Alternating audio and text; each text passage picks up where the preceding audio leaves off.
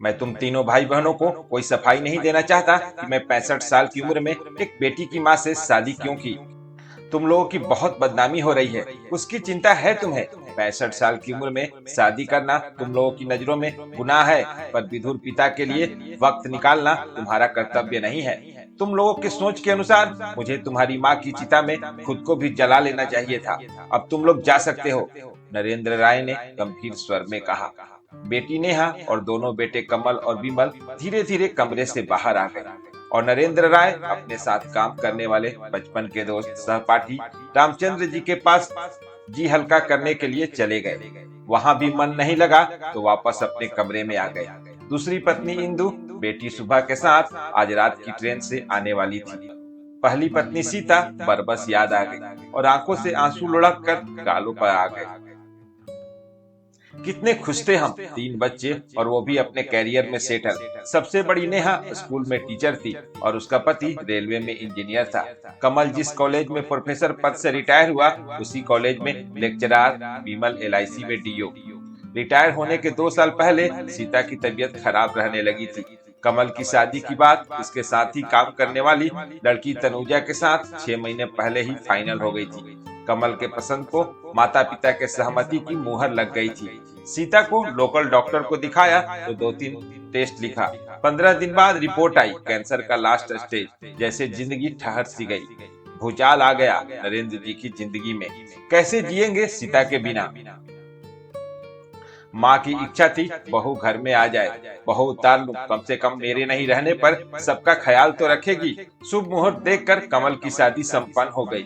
बहू घर आ गई। पत्नी के चेहरे पर संतोष और खुशी देख नरेंद्र जी की आंखें भर आई। मुंबई ले जाने से भी कोई फायदा नहीं हुआ। इस उम्र में ये ब्रजपात असहनीय था नरेंद्र जी के लिए। अंतिम समय में तीनों बच्चों से माँ ने वादा लिया और अपने पापा का पूरा ख्याल रखेंगे। कुछ दिन नरेंद्र जी का ख्याल सबने अच्छा से रखा। फिर बहू ने अपने हिसाब से गृहस्थी संभाल ली।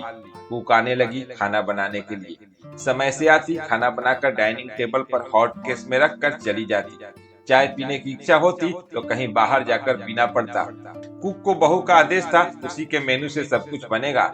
बारिश के मौसम में गर्म पकौड़े और चाय की तलब होती, पर पूरा करने वाली सीता कहाँ थी। बेटा बहू कॉलेज से कहीं बाहर घूमने चले जाते, कभी मूवी देखने, रात का खाना अक्सर खाकर आते। कभी इच्छा होती बेटे के साथ बैठकर बात करे।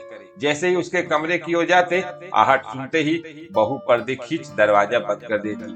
पापा, सबको अपनी प्राइवेसी प्यारी होती है और थोड़ा रिश्ते में स्पेस भी जरूरी है। छोटा बेटा विमल जब ऑफिस का काम खत्म हो जाता तो अपने दोस्तों के साथ टाइम बिताता।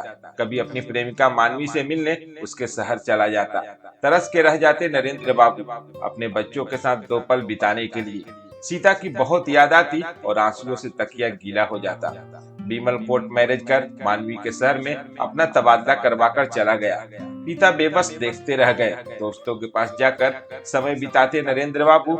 एक दिन एक दोस्त ने मजाक में ही कहा, मेरी पत्नी कहती है नरेंद्र बाबू के साथ कम ही रहो, इनके लक्षण ठीक नहीं है, कहीं तुम्हारा भी यही हसर ना हो। एक सम्मिलित ठहाका गूंज उठा और नरेंद्र जी तड़प के रह गए। वहां भी जाना छोड़ दिया। कितना टीवी देखते, कुछ खाने की इच्छा होती तो उसको भी मारना पड़ता। अकेलापन की मार से घायल नरेंद्र जी तिनके का सहारा ढूंढ रहे थे। शहर में मलेरिया का प्रकोप बढ़ा हुआ था, जिसके शिकार नरेंद्र बाबू हो गए। बुखार 104 डिग्री तक पहुंच जाता। बार बार सीता सीता करते। प्यास लगती पर पानी कौन देता। बेटा बहू अपने कमरे में इसी बुखार में कमजोरी के कारण एक रात बाथरूम में गिर गए। पैर टूट गया। पैसे की कमी नहीं थी, अच्छा खासा पेंशन मिलता था। तीनों बच्चों ने अपना जान छुड़ाते हुए समझदारी से फैसला लिया और पटना के बड़े प्राइवेट नर्सिंग होम में एडमिट करवा अपना कर्तव्य पूरा किया। देख रेख के लिए फुल टाइम नर्स रखा गया। 2 महीने रहना पड़ा हॉस्पिटल में।